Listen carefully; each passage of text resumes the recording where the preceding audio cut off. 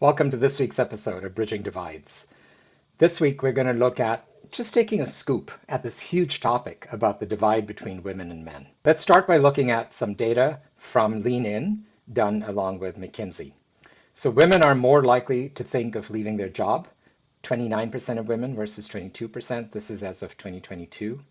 They're less likely to be promoted from early level to manager. So, in other words, right out the gate, their likelihood of moving up is very low, and that's very concerning.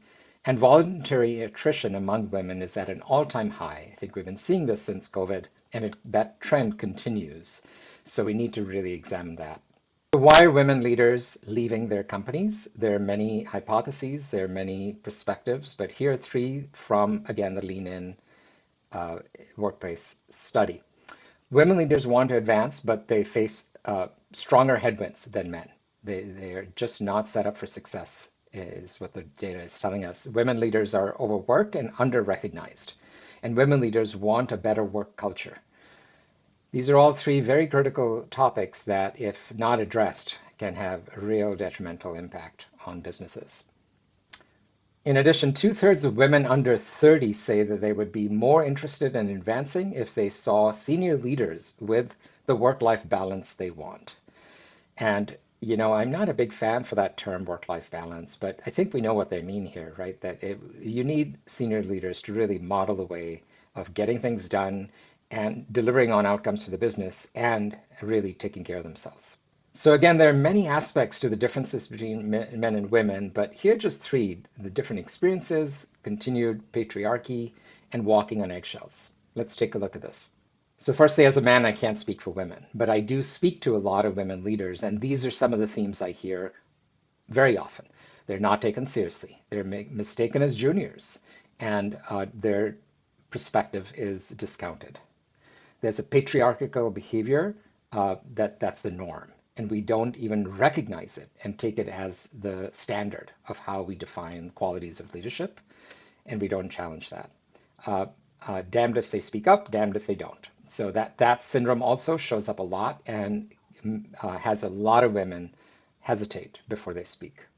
On the other side, with men, the perspective, again, in favor of their perspective, could be unaware of their impact, despite good intentions. I can't tell you how often I have to invite male leaders in, especially CEOs, to their impact that is really unintentional. And when they really take ownership for that, that's the beginning of true change.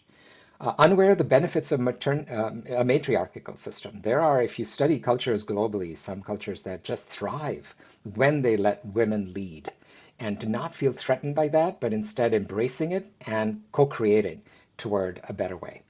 And they don't know how to dance on eggshells. There's a lot of staying quiet ever since, especially the Me Too movement, which, by the way, has disappeared. It needs to be a high focus all the time, and we just don't hear about it anymore in DE&I conversations. So what are some ways to bridge these divides? These may seem basic, but I see them broken all the time.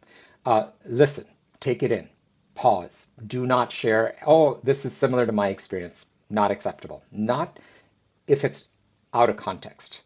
Certainly do that if it's contextual and with permission. Apply a growth mindset. Carol Dweck's work on growth mindset about getting curious is so important. Often people don't even ask because they're afraid to ask. Go ahead and ask. Get curious. Expose your vulnerability of not knowing. That's a very humble and powerful leadership trait. And then discuss the impact of patriarchy. Hear women on what that's like when you're operating with standards that are so embedded with a patriarchal mindset. So again, I bring back Edelman's study from the Trust Barometer in 2023, and it's an invitation in this series for companies that can be much stronger if they really pay attention to their social fabric, starting with the CEO. So join me in this movement towards making true impact. There's no denying, globally, we are very divided. There are many divides. No matter how you look at it, we're a very divided humanity. And I want to do something about it.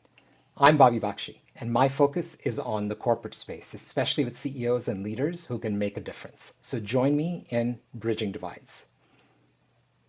Contact me to see how I can help you bridge divides.